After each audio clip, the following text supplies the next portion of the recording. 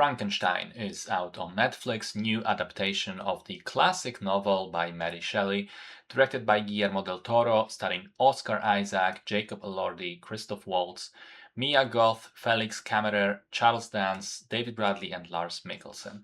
The story, I think we all know to some extent. An ambitious scientist succeeds in creating life in a body created from cadaver body parts, only to then reject his creation, sending them both on a path of mutual destruction.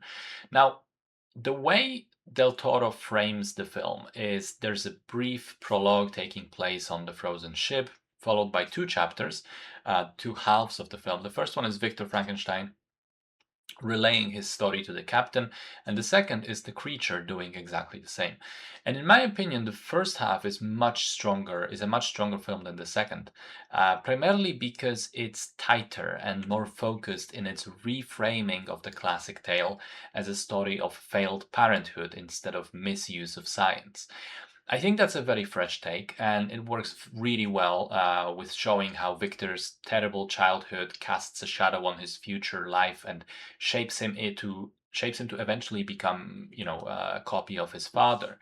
I loved the pacing of that half, the performances of both Oscar Isaac and Jacob Elordi, who gives an incredible physical performance as the creature. He has a very interesting way of moving and sort of uh, he does something interesting with his hands and with his fingers.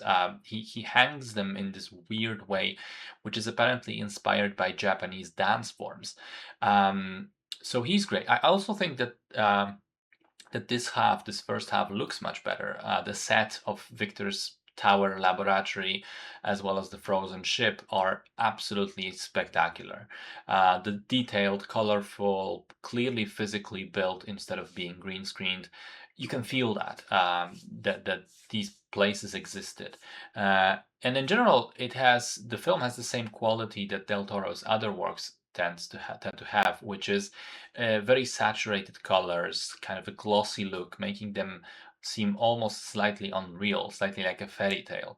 And for me, this style works very well for the types of stories that he shoots. So I appreciate it, but I get where some of the critics are coming from in saying that they don't like it.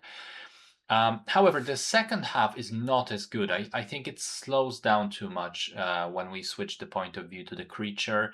As much as the whole cabin slash farm section with the old man is needed, it feels too long. There are some wonky CGI scenes, particularly involving the wolf attacks. And I think having Elizabeth be romantically interested in the creature is a strange and, for me, wrong choice. I can't help but think that this is also a common element for Del Toro. It happened in Hellboy. It happened most obviously in The Shape of Water. It happens here. And my problem is that, just like The Shape of Water, we're supposed to enjoy a blossoming romance between a woman and a creature that does not really give any indication of being intelligent at the point in time when the woman becomes interested. And I don't quite get that. If I view all of these scenes and all of these subplots as a little bit a woman being interested in an animal. I get pity and wanting to take care of this clearly innocent being, but romance is going too far, especially as it is framed in their final scene together in this film during the wedding night sequence. I think it just broke the suspension of disbelief for me. There are other changes from the book as well, introducing some new characters, shifting the ending, and so on. And I can't say that I remember the novel so well that I'd be able to comment on all of them in an informed way, but most of it seemed fine to me. And I did like the dialogue, particularly of Victor and the creature. There are some very well written, striking lines. I like the images and the music. I enjoyed the film mostly. It's just that at the end of the day, it was fine for me, which is a bit of a disappointment after the first half, which was clearly on its way to being a great movie.